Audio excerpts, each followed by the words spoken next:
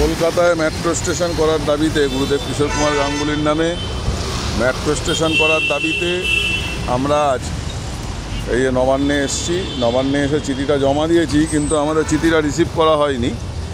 ওনারা বললো যে আপনারা মেল করে পাঠান, কিন্তু আমরা জমা তো দিলাম, কিন্তু রিসিভ হলো না। জানি না কি হবে, হয়তো আমাদের মাননীয় মুখ্যমন্ত্রীর কাছে চিঠিটা হয়তো জমা পড়বে। আমরা আশা রাখবো এই বছরে উনি একটা কোনো সিদ্ধান্ত নেবেন। যথারীতি মেট্রো রেল দপ্তর থেকে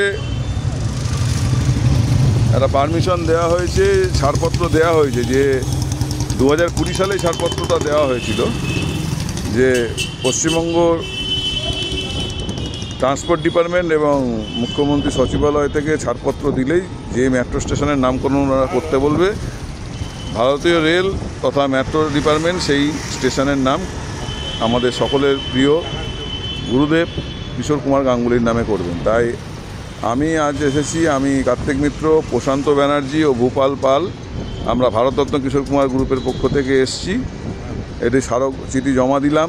সেখানে আমরা উল্লেখ করেছিলাম যে যেহেতু এর আগে আমাদের দাবি ছিল এক্সপ্ল্যানেড, ময়দান, শিয়ালদাহ বা বিবাদীবাগ, হয়তো সেগুলো বড় স্টেশন করা থাকার জন্য নামকরণ করা যাচ্ছে না, কোনো অসুবিধা হচ্ছে।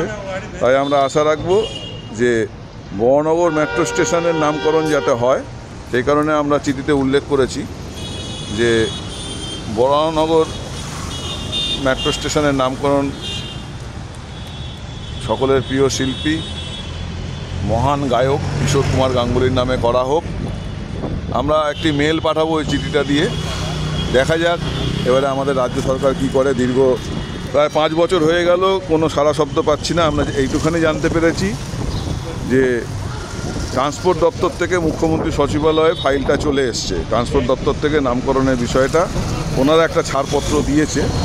সম্পূর্ণ নির্ভর করছে মাননীয় মুখ্যমন্ত্রীর ওপর। আমরা দেখি আমাদের সকলের প্রিয় দিদি স্বর্গীয় কিশোর কুমার গাঙ্গুলির, নিশ্চয়ই উনি ওনাকে শ্রদ্ধা করেন, কেন প্রতি বছর সাড়ম্বরে 4 আগস্ট পালন হয় পশ্চিমবঙ্গ দপ্তরের সরকারের পক্ষ থেকে কালীগঞ্জে।